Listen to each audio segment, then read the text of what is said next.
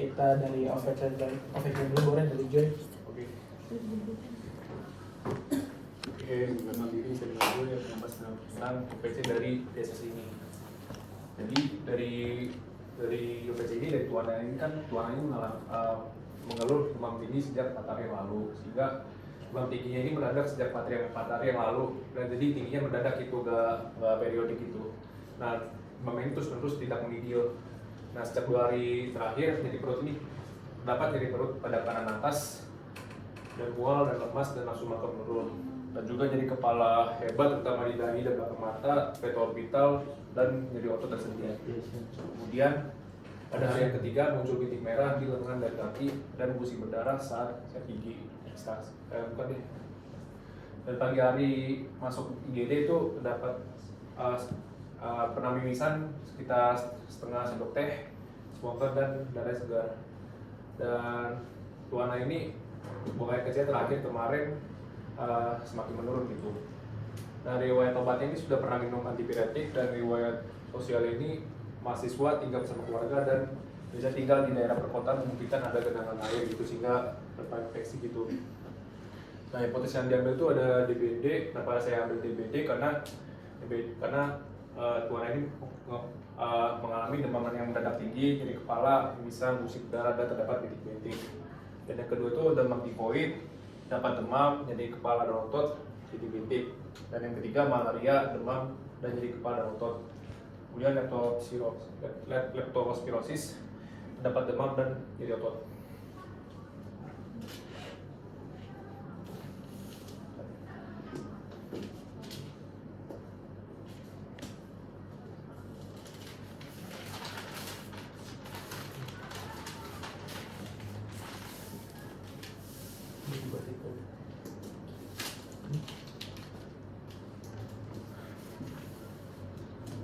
Oke, dari pemeriksaan fisiknya ini, pola utama yang keluar umum ini tampak sakit sedang, lemah dan gelisah. Dan tropometrinya BB dan TB dan DM-nya masih aman. Dan kemudian dari tanda vital itu blood pressure-nya itu sekitar 96 mmHg, yaitu hipotensi, gue nadi 120 kali per menit, dan respiratory rate-nya 24 kali per menit, terdapat takipnya ringan. Dan kemudian suhunya 39,2 derajat Celcius, yaitu demam tinggi. Dari kepala dan leher ini konjungtif aman, terdapat pendarahan pada hidung, epistaxis, kemudian penjagaan beting aman, dan kemudian paling aman. Dan dari pemeriksaan toraks ini semuanya aman, dan kemudian dari abdomen terdapat pembesaran hepa, yaitu hepatomegali ringan, dan kemudian ditekan kuadran kanan atas. Dan kemudian dari ekstremitas terdapat petechiae di lengan dan tangan dan tukai, dan kemudian akal dingin dan lembab, dan juga dapat cyanosis pada baju kaki. Dan dari pemeriksaan penunjang hematologinya ini AB-nya normal dan hematokrita menaik, kemudian limfositnya menurun. Kemudian dari trombositnya menurun dan ada limfositnya meningkat, dan kemudian terdapat limfosit plasma biru saat dicek tepi darah. Kemudian dari pemeriksaan imunoserologi bidalnya titik rendah, dan kemudian dengue NS1-nya terdapat positif, dan kemudian dari IgM yang positif, kemudian dari IgG-nya negatif. Dari kimia kliniknya itu SGOT SGPT menaik dan albuminnya menurun. Oke, kemudian dari sangkalan hipotesis ini untuk DBD-nya ini saya ambil karena terdapat kebocoran plasma. Kebocoran plasma ini terdapat hematokrit yang meningkat, albuminnya menurun, dan hepatomegali dan nyeri perut. Nah, kemudian trombosit dan leukositnya menurun dan limfositnya meningkat, dan NS1 dan IgM dengue-nya positif gitu. Nah, kalau DBD ini kan ada tipe 2 atau tipe 3, tipe 4 itu udah masuk PSS. Sekarang tipe 3 dan tipe 4 itu terdapat potensi yang benar-benar di badikardi, yang bisa dicek tekanan dan dingin itu melambat gitu. Jadi dari case ini kan masih sekitar tingkat 2 karena terdapat ada pendarahan. Nah, untuk tifoid itu tidak diambil karena uji bidal tidak signifikan. Kemudian dari malaria tidak ada tanda-tanda splenomegali, dan malaria ini kan tidak ada pendarahan hebat ya. Kemudian dari leptospirosis itu tidak diambil karena tidak ada tanda-tanda difteri. Nah, kemudian diagnosis yang berdasarkan tes ini kan DBD ada 2, poin 3 sama 4 itu udah termasuk DSS gitu. Sekian dan terima kasih. Oke, ya udah kita lanjut ke atas deh. Terima kasih Rono udah menjelaskan tentang OVJ-nya. Jadi kita langsung lanjut ke motor fisiologi. Di sini kita punya tuan A 19 tahun, di mana dia ini tergigit nyamuk Aedes aegypti atau Aedes autolycus. Nah, di mana hal ini akan memperentarai Dengue infection atau Dengue virus infection. Nah, di mana Dengue ini pertama akan menginvasi dari dari sel-sel yang ada di kulit. Ada research yang bilang sel Langerhans, ada juga yang bilang sel keratinosit. Nah, nanti di dalam sel-sel kulitnya itu dia akan mengalami beberapa tahapan sebelum dia bisa menginfeksi. Dia akan fusion dulu sama selnya yang ada di reseptornya, terus kemudian dia akan disassembly atau membongkar dirinya. Jadi kapsulnya, envelope-nya, kapsidnya, sama proteinnya tuh kebelah semua buat mempermudah proses replication di retikulum endoplasma. Ketika dia sudah replikasi udah banyak, dia assembly lagi jadi virus utuh. Nah, tapi virus utuhnya ini masih imatur, makanya dia perlu maturasi dulu di badan Golgi. Nah, setelah itu baru dia bisa keluar ke lymph node dan dia bisa ke pembuluh darah yang kita sebut dengan foramen primer. Nah, yang tadi sebelumnya pas dia migrasi kan nanti akan dipresentasi oleh sel T, makanya sel T itu bisa menghasilkan salah satunya adalah CD4 untuk menghasilkan T helper untuk menghasilkan antibodi yang khusus yaitu IgM, makanya menandakan adanya infeksi akut. Makanya di sini infeksinya primer bukan sekunder karena dia IgM-nya positif tapi IgG-nya negatif. Nah, oke, kita lanjut ke viremia primer di mana ketika virus Dengue sudah menginvasi ke bagian tubuh kita, dia bisa kemana-mana, salah satunya adalah organ-organ atau sel-sel yang sifatnya spesifik. Nah, salah satu organ yang terefek adalah si hepat itu. Kenapa bisa? Karena setahu saya Dengue itu adalah virus yang reseptor mediated, dimana kalau nggak salah di hepat itu atau sel culvertnya punya suatu reseptor namanya heparin sulfat yang memudahkan si Dengue itu untuk masuk lolos ke hepat. Dan ketika dia di hepat, dia akan melakukan replication lagi. Dia akan replikasi terus-terusan dengan proses autofagi, sehingga salah satu komponen imun tubuh yaitu makrofag migration inhibition factor, ini agak kurang atau kita singkat MIF, itu akan tinggi pada si hepat tersebut. Nah, MIF ini nyatanya bisa memperbaiki imunitas tubuh, namun dia juga bisa membuat beberapa efek yang merusak, menimbulkan gejala pada tubuh kita. Nah, MIF atau macrophage migration inhibition factor ini, kalau dia berefek pada sel endotel, dia bisa secara langsung menyebabkan kebocoran plasma dengan cara yang pertama adalah mengganggu tight junction yang ada di sel endotel. Ini jalannya kalau nggak salah dia agak mengaktifasi MLCK atau myosin light chain kinase sehingga tight junctionnya itu renggang, dan salah satu peran lainnya adalah mendegradasi glikokalis dengan bantuan enzim metalloproteinase. Nah, menyebabkan adanya degradasi dari glikokalis ditambah dari NS1-nya. NS1-nya kemarin memang aku sebut bahwa dia tuh bisa mengganggu struktur proteoglykan dari tubuh, makanya dia berpengaruh pada plasma lipid yang ada di tubuh, makanya tekanan darahnya menurun, perfusinya juga menurun ditandai dengan cyanosis, hematokrit akan meningkat, dan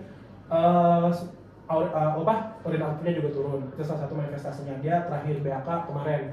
Terus selain menyebabkan kebocoran plasma, makrofag migration inhibition factor ini bisa menginduksi sitokin proinflamasi dalam jumlah yang sangat besar. Oke, jadi yang jelas dia bisa bikin hepatoinflamasi kan, karena tadi kan sitokin proinflamasinya banyak, makanya heparinnya inflamasi membesar, hepatomegali tertambah 2 cm. Terus SPGT-nya naik, sama ada sensasi nyeri perut di kanan atas. Nah, kemudian efek dari proinflamatory sitokin yang banyak itu akan mengakibatkan fenomena sitokin storm atau badai sitokin, di mana sitokin ini diproduksi secara besar-besaran dan akan menyebabkan efeknya secara sistemik yang orang tersebut rasakan, seperti interleukin yang berpengaruh seperti TNF alpha yang akan menginduksi rasa mual sehingga nafsu makannya turun. Terus yang dari interleukin 1 sama interleukin 6 yang bisa menyebabkan salah satunya demam dengan menaikkan set point di hipotalamus, dan juga menyebabkan beberapa sensasi nyeri kepala, otot dan sendi, sama nutrien retroorbital seperti itu. Kemudian berikutnya kita lanjut ke bagian trombositopenia-nya. Dengue itu bisa menginfeksi sel-sel darah imun juga seperti monosit dan neutrofil. Dimana ketika si Dengue menginfeksi monosit, dia bisa membuat monosit ini mengeluarkan namanya trombomodulin.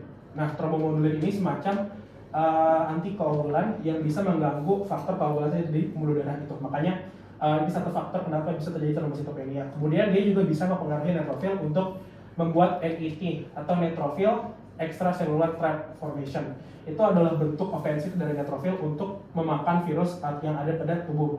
Tapi efek sampingnya adalah ini sifatnya pertama sitotoksik, yang kedua dia bisa mengaktifasi platelet untuk untuk koagulasi secara tidak normal. Makanya ada pembentukan mikrotrombus pada pembuluh darah. Makanya dia secara nggak langsung mengaktifkan koagulasi yang lumayan konsumtif. Nah, yang kemudian hal ini invasi DV ini juga bisa infeksi ke bone marrow, menyebabkan bone marrow suppression sehingga ada gangguan dari pembentukan darah hematopoiesis. Dan ini salah satunya adalah dari leukopenia yang kita temui di pemeriksaan CDC, dan dikarenakan hematopoiesis ini menjadi faktor dibarengi dengan coagulation factor dan pembentukan mikrotrombus, maka hal ini menjadikan pasien ini mengalami trombositopenia atau kekurangan trombosit, sehingga fungsinya rendah, trombositnya juga rendah, menyebabkan dia mengalami yang kita sebut dengan spontaneous bleeding. Makanya dia ada bintik-bintik merah, ada gusi berdarah, sama mimisan brutal seperti itu. Dia setengah sendok kalau nggak salah. Oke,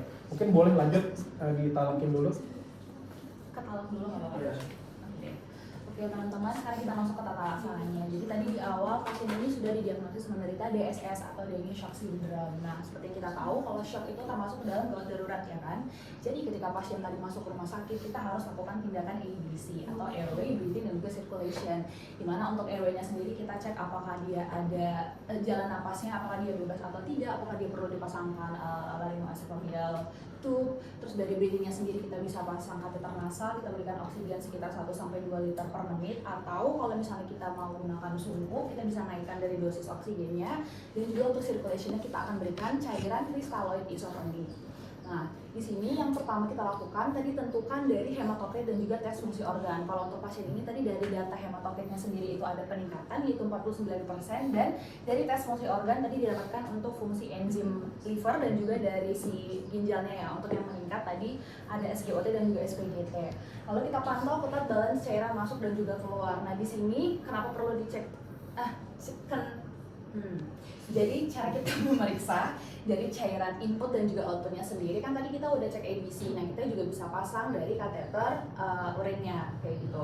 Terus kita juga cek dari status hemodinamik. Status hemodinamik itu apa? Kita cek dari capillary refill time-nya, tekanan darah, volume nadinya, apakah dia cepat dan lemah seperti pasien ini. Dan kita juga pantau dari tanda-tanda vitalnya, dari TB nadi, respiratory rate, dan juga dari suhunya setiap 1 jam.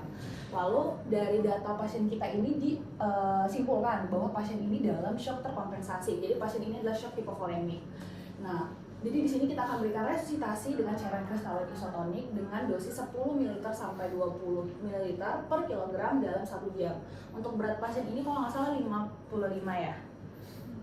Ya, berarti nanti tinggal dikali aja 10 sampai 20 dikali 55, berarti sekitar 550 sampai 1100 ya dalam 1 jam. Nah, di sini kita akan lakukan pemeriksaan ulang status klinisnya setelah 1 jam itu. Apakah dari status hemodinamiknya membaik, apakah dari tekanan darah yang sudah mulai meningkat, capillary refill time sudah di bawah dari 2 detik, apakah dari volume nadinya dia sudah kuat angka, sudah tidak lemah lagi. Kalau misalnya masih status hemodinamiknya masih tidak membaik, kita akan masuk ke kotak C, yaitu kita cek ulang dari hematokritnya sendiri. Apakah hematokritnya meningkat atau menurun. Kalau misalnya menurun, kita bisa lakukan transfusi darah. Jadi kalau misalnya kita akan lakukan transfusi darah, kita harus periksa dong dari golongan darahnya seperti itu. Nah, untuk pilihan transfusi ini kita bisa gunakan packed red blood cells, itu 5-10 ml per kilogram, atau kita bisa gunakan WRC atau washed red blood cells. Bedanya PRC sama WRC itu adalah kalau WRC aja namanya, WRC itu adalah wash, jadi dia itu udah di PRC yang udah dicuci saling sekitar 2-3 kali.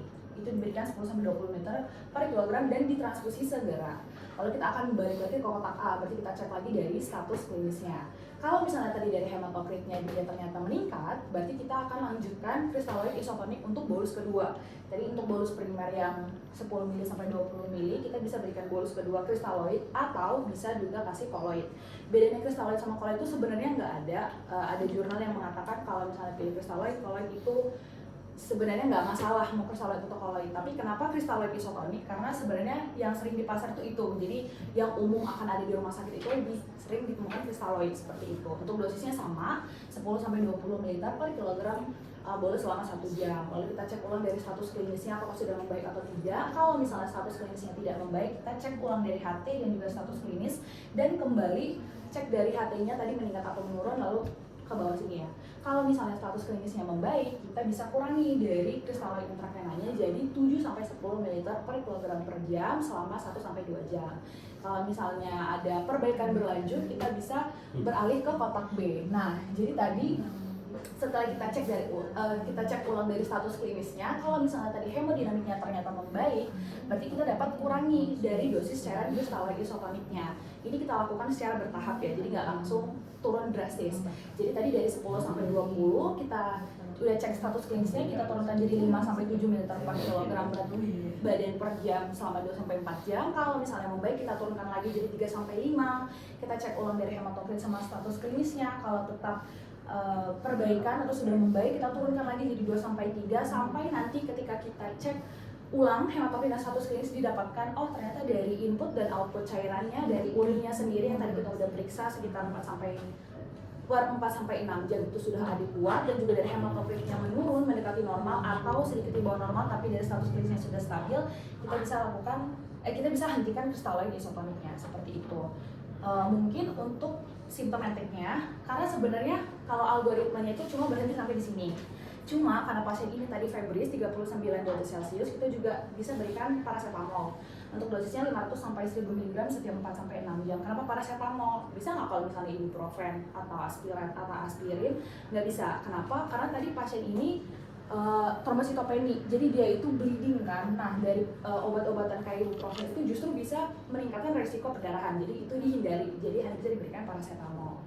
Lalu untuk non farmakologinya mungkin karena dari segi faktornya sendiri kita bisa lakukan 3M+, yaitu menguras dan juga mengikat, menutup tempat penampungan air, dan juga mendaur ulang barang bekas serta mencegah gigitan dan juga perkembangbiakan nyamuk. Ini ada banyak caranya.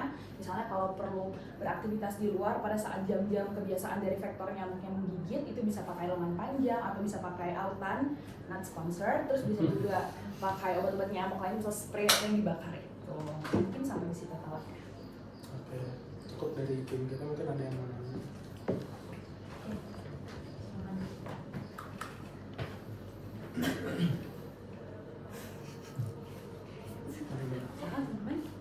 Ini mau izin masuk dulu. Pengen lihat ke pathofisiologi tadi, mungkin ada 2 hal yang pengen aku konfirmasiin. Jadi pengen namain juga, tadi Sheila kan bilangnya dari CD4 plus ke TLP2 nanti bakal mengaplikasi si imunoglobulin tipe M ya. Tapi kalau misalnya secara imunologinya sendiri, itu dari TLP sendiri bukan secara langsung yang menghasilkan si imunoglobulin tadi, tapi si TLP tadi bakal mengaktifasi si sel B jadi sel plasma, jadi sel plasmanya baru yang kasih imunoglobulin. Terus juga yang bagian ini pengen nanya yang bagian junction disruptions, oke, make sense yang si endothelial cellsnya kalau misalnya sel junctionnya tadi terganggu kan dia bakal ngebuka kayak gitu sehingga plasmanya bisa leakage kan. Tapi mungkin buat mekanismenya jujur agak bingung juga tadi pas Chandra bilang pakai myosin light chain kinase ya. Soalnya kalau myosin light chain kinase aku tuh familiarnya kalau buat kontraksi segala macam kayak gitu. Jadi kurang nggak pernah baca tentang junctionnya keganggu kalau misalnya gara-gara si itu tadi apa namanya? MLCK.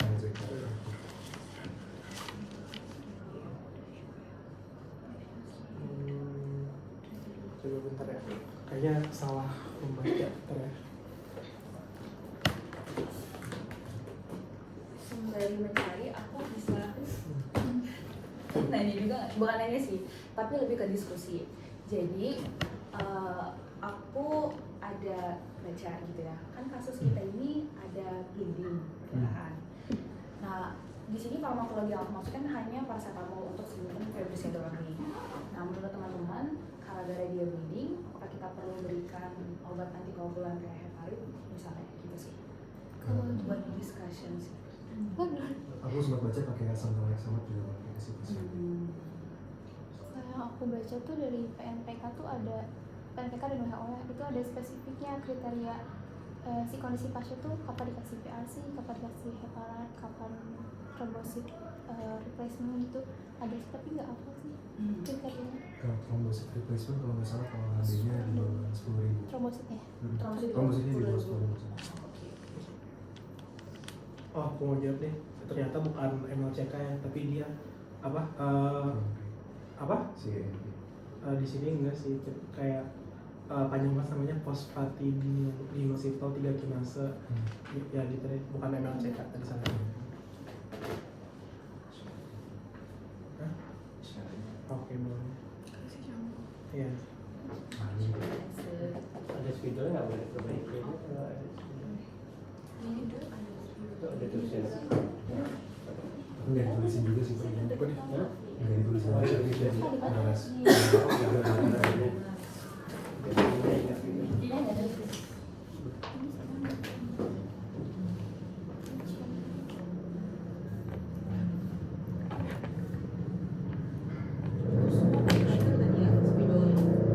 Semua spidolnya buat beta kan ya. Kemarin di ruangan lain ada yang menggunakan permanen dan sudah terlanjur full bednya, jadi nggak bisa dipakai untuk plasma. bersihnya pakai apa sih? Kayu putih itu bagian 3 Ya, sebenarnya bukan berarti sih kayak juga disebutin aja. itu ada yang biru tuh yang biru itu Apa? biru sama biru maksudnya.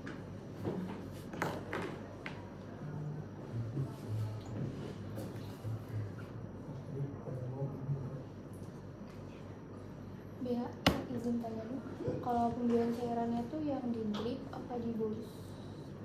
Nah, kalau yang aku baca itu di bolus. Sebenarnya aku juga bingung karena kan bolus itu indikasinya sekali kasih gitu kan ya. Padahal ini dari dosisnya itu dalam 1 jam, jadi aku juga kurang Kalau 2 ngerti sih. sampai 4 jam harusnya di Drip itu harusnya itu drip. Sebenarnya tidak di.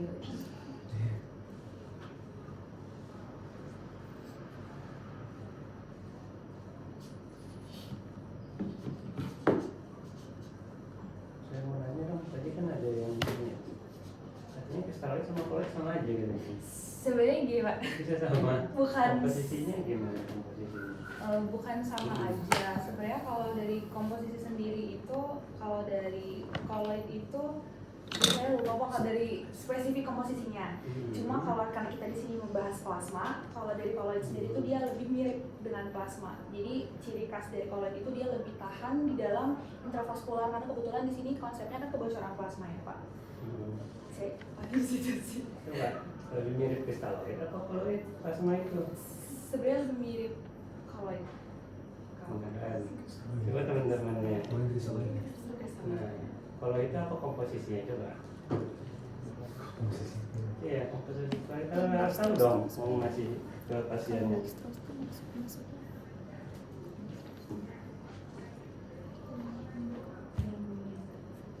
Coba apa tuh apa setting kalau misalkan taruh lagi ya kayak gitu.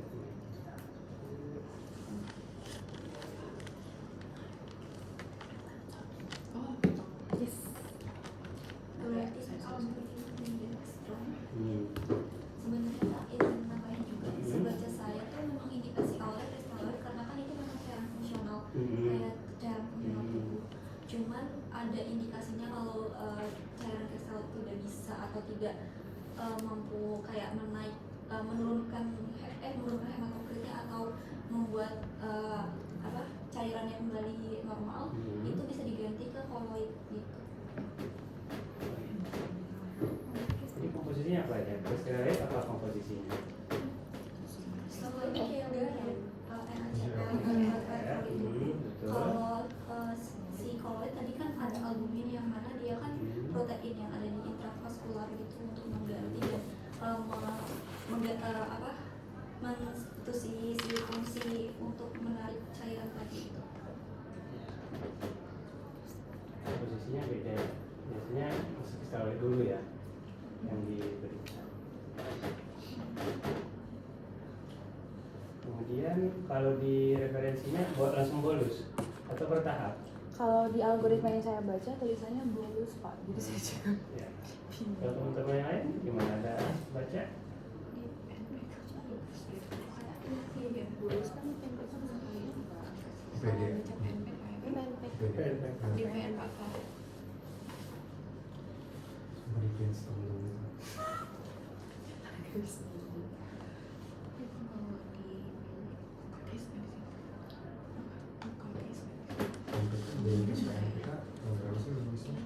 Kenapa? 2021. Artinya ada kondisi di mana harus bolus, ada kondisi di mana harus bertahap, tergantung kondisi pasien yang datang ke rumah sakit waktu itu. Nah, itu mungkin bisa ditanyakan ya waktu Reno, apakah itu kan nggak bisa sama rata ya, yang mana yang yang udah parah, yang mana yang misalkan harus bertahap ya. Habis itu kan dikontrol lagi dong cairannya ya.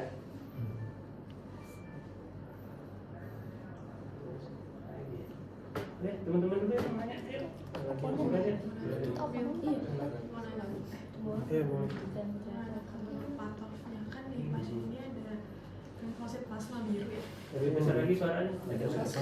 Di pasien ini ada limfosit plasma biru. Nah itu apa dan kalau dipatok masuknya yang kemana?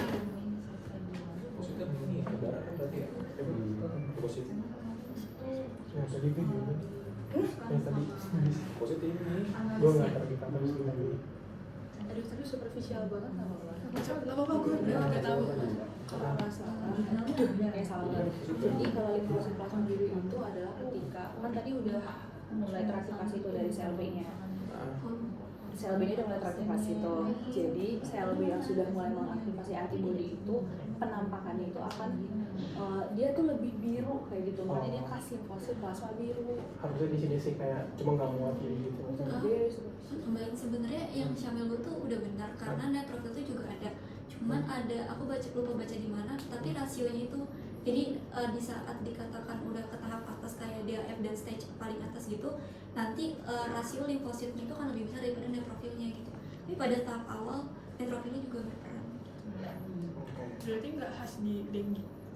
Yang limfosit Khas. Oh khas. Berarti tapi sebacaku juga ada di bisa yang Iya. virus lain. Virus Cuma lain. salah satunya itu di cuman yang tadi sih rasionya untuk menentukan stage penyakit gitu. izin nambahin yang plasma biru ya. Kalau dari yang saya baca tuh dia tuh namanya itu aduh lupa deh. Lupa pokoknya activated leukosit gitu. Jadi dia tuh teraktivasi kan sama si antigen virusnya.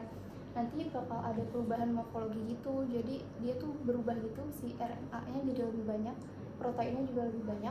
Nah, manifestasinya tuh jadi biru plasmanya. Katanya gitu. Ukurannya juga jadi lebih besar gitu. Oh, namanya unusual lymphocyte kalau misalnya. Ini teraktivasi.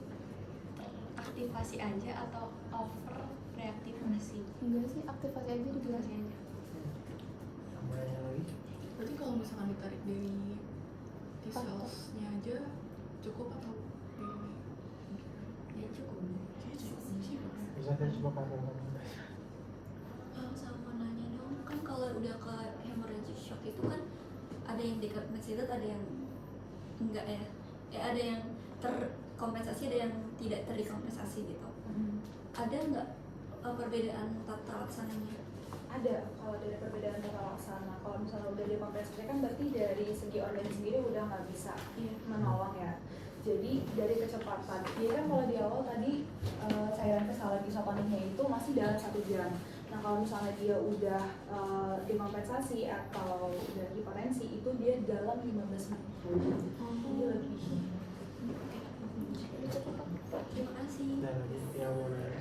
Aku cuma mau memastikan aja di bagian diagnosis itu emang DBD derajat 2 atau dia tuh udah masuk 3 karena dia udah ada shock Enggak, apa cuma namanya doang. Kayak namanya misalkan kayak 3/4 kan desesia. Mungkin lebih misalkan kalau misalkan kalau 3/4 itu di bawah misalkan tekanan misalkan hipotensi di bawah 20 R itu klasifikasi gitu cuma tambah doang. tapi kan udah ini Derajat 2 masuknya di HF. Apa? 2 itu Dua DHF. masih dua DHF masih derajat 1, 2 DHF, 3 Tiga, 4 empat. 3 Oh, 3 tesis ya. Berarti ini tiga. berarti Iya. ya berarti ya. Iya, dia harusnya tiga. Iya, bisa. Ada lagi yang mana? Mungkin nambahin aja yang minggu lalu kan Sharon sempat nanya yang perbedaan derajat-derajat itu. Terus aku bilang yang trombositopeni sama peningkatan hematokrit itu. Ternyata kalau yang DBD derajat 1 sampai 4 itu dia sama aja yang kayak hematokrit sama trombositopeninya. Kalau peningkatan hematokritnya lebih dari 20%, trombositopeninya kurang dari 100.000. Jadi benar yang benar penggolongannya itu berdasarkan dari si apakah dia perdarahan spontan apa enggak. Kalau 1 kan demam dan perdarahan, ada bukti pemeriksaan plasma. Kalau 2 udah ada perdarahan spontan, kalau 3 nadinya udah mulai lemah, hipotensi gitu-gitu, gelisah. Baru yang keempat yang paling parah kan ada shock berat. Jadi bukan dari trombositopeni. Kemarin kan aku bilang trombositopeni. Itu enggak, itu sama semua. Dari tanda warning sign yang Gejala Iya, ya, betul. bukan dari kadar. Iya, soalnya di labnya sama aja. masih baca. Iya. Oh, ada lagi? Jadi ada Oh iya. Kalau dulunya apa enggak? Hipoalbumin aja. Iya, masuk. Oke, ada lagi yang mana?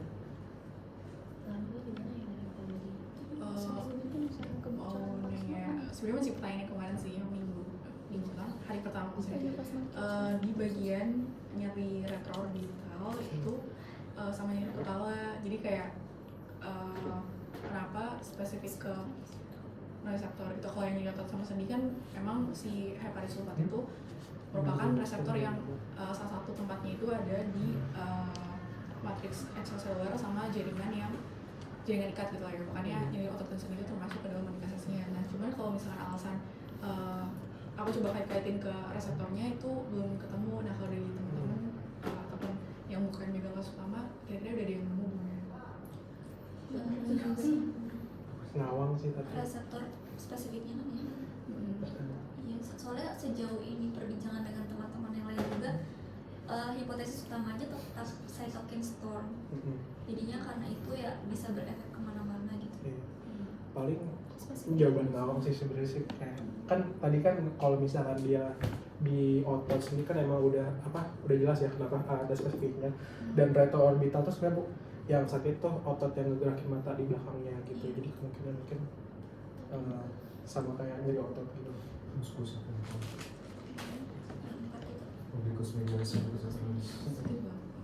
Otot matanya swelling.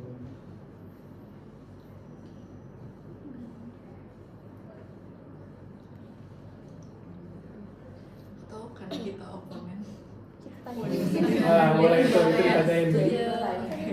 pas framer. Dua pertanyaan tadi. Ini kembali dicatat bacaan. Iya kan nanti oponennya yang bisa bro. Nggak usah kabur ya. Nah kita kan enggak kan? Iya. Di orang-orang yang lain lah. Kemarin yang kasus Jangan lupa. Iya, biar nggak lupa. Saya lupa. Dia pilih. Yes. Ada dua tadi pertanyaan. Tadi yang kenapa 5 atas sama satu lagi apa? Bolus apa? Bolus atau drip? Oh baik. Pertanyaan-pertanyaan yang belum jelas. Pemberian cairan bolus atau drip Kenapa retroorbital?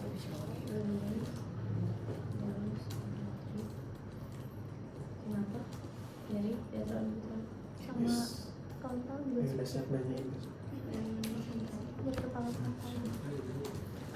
Baca dari mulai jatuh. Habis semprot. siapnya stop. Menarik sih kenapa retroorbital.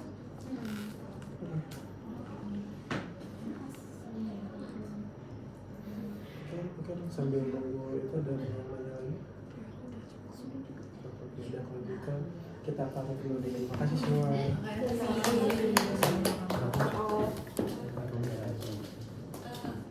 Sekarang kan udah masuk ke DT. Kalau ini nggak ditanya biasanya. Kalau dari tutornya biasanya nggak? Ada yang nanya ya. Kalau ada langsung gitu. Beda kelas ya.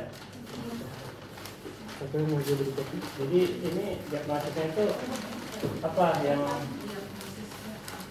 ditegakkan itu yang dua faktornya apa? Kendaraan supporter. Maksudnya ke diagnostik juga. Ya, kan diagnosanya apa? DSS. Nah, terus kita mendiagnosa DSS itu apa patokannya gitu? Kalau dari Jadi warning. Nadi melemah. Ada warning. pertama keluhan utama itu demam, terus demamnya disertai gejala Yang paling 2 atau lebih dari contohnya nyeri kepala, nyeri sendi, Itu, dan iya. dan Ada lagi. iya, kemudian dari labnya itu ada tadi ada satu hematokrit naik dan trombositopenia. Kemudian untuk spesifiknya dari pemeriksaan penunjang ada A3-NS1 NS1.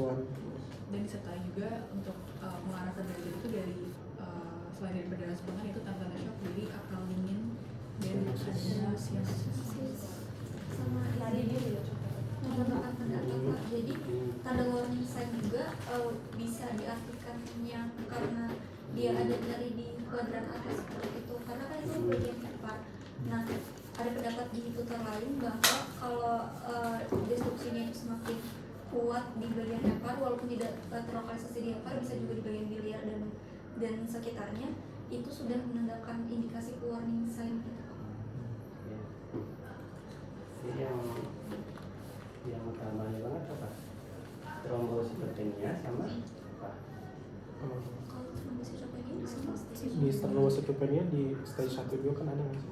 trombositopenia ada di semua Iya. Iya. Lebih ke shocknya. Nadi Gangguan sirkulasi. Untuk yang Nadi DSS-nya ya. Nadi melemah, sinusis. Oke. Hematokritnya juga ya. Iya. Kemudian kirania juga di ini Ini di semua stage. semua step juga. Yang terus DSS ya.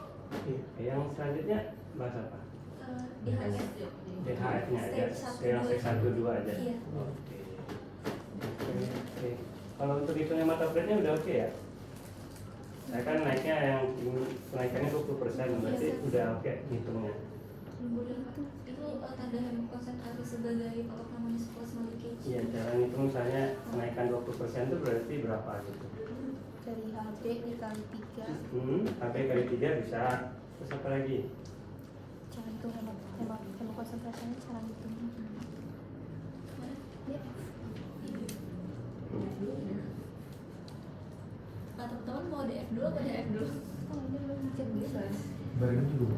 Oh, ini sampai nama ya. Oh, barengan aja. Barengan.